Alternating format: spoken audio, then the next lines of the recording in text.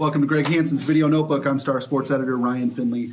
Here with Greg Hansen. Greg, we are both in street clothes. This is somewhat of an emergency episode of your Video Notebook. Rich Rodriguez is out. Arizona fired him, bought out his contract late Tuesday night following an internal investigation and a pending notice of claim that is accusing all sorts of unseemly things about Arizona's football coach. The dumb question, but one that needs to be asked, is, are we surprised? I think it's like an Eagles song. Don't have a song named Long Time Coming? Right. I think this was a long time coming, inevitable, and overdue. We look at some of the charges there. Clearly, it's incriminating for him and for the U of A, and embarrassing for the U of A. Embarrassing. That said, the U of A says that they had made the decision to fire Rodriguez before this notice of claim was made public. What do you make of that? I think it is a mystery because last week they hired an offensive line coach. Right. 10 days ago or so. From Florida Atlantic. From Florida Atlantic. If they knew they were going to fire him, why would they allow that man to be hired, and thus they would owe him about $250,000? Right, light 250 grand on fire, basically. Right. I mean, this is a small variable, but to me it throws a lot of mystery into it. It does throw a lot of mystery into it. Certainly Rich Rodriguez was acting like he was still Arizona's head coach. My goodness, they signed a signing class. Yeah. At the end of December. To me, it's surprising how it went down. I'm not sure I'm surprised that it went down, given that Arizona was going to owe Rich Rodriguez $3 million on March 15th. Given that there have been empty seats,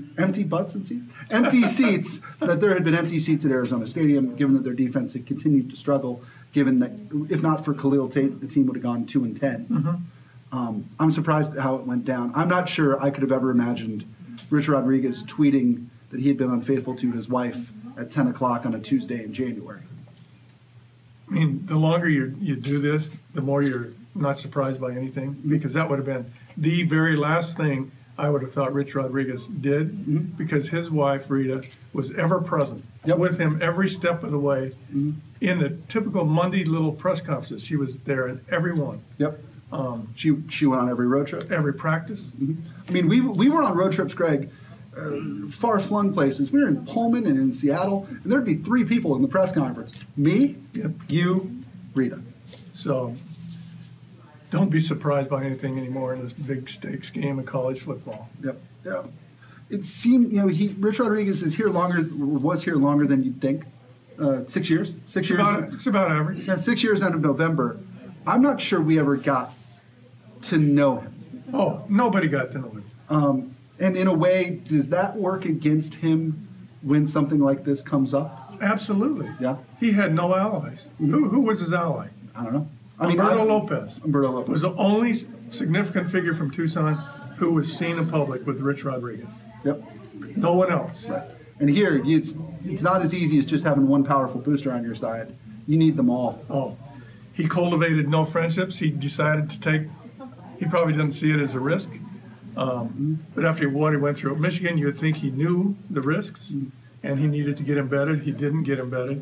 But after what he went through at Michigan, is it possible that he didn't want to get close to anybody, knowing the way he was done at Michigan? That's a really good point, and maybe so. But you just can't be an isolated soldier out there like he was. Right. Come on, he had nothing to fall back on. Right. Another one of those who would have thought moments came today when Matt Scott, here's a name you haven't heard in 2 years. Matt Scott had the insightful tweet of the day, which is basically Arizona stands behind its basketball program when it is the subject of an FBI investigation, and yet fires a football coach over this. Do you believe that there's a double standard? Well, maybe the Rick Pitino rule applies here. Louisville stuck with Rick Pitino for years and years because he won and won. Yeah. So is that a double standard? I don't know. Might be. This could be as simple as Arizona did not want to pay Rich Rodriguez $3 million. Yes.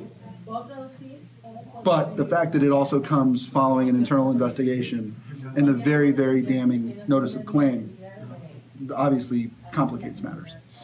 I don't care one whit about the money that's involved. What got me about this thing was that RichRod was unapproachable. And I remember in the 1984 Summer Olympics, Wayman Tisdale was a star player for Bob Knight's gold medal winning basketball team.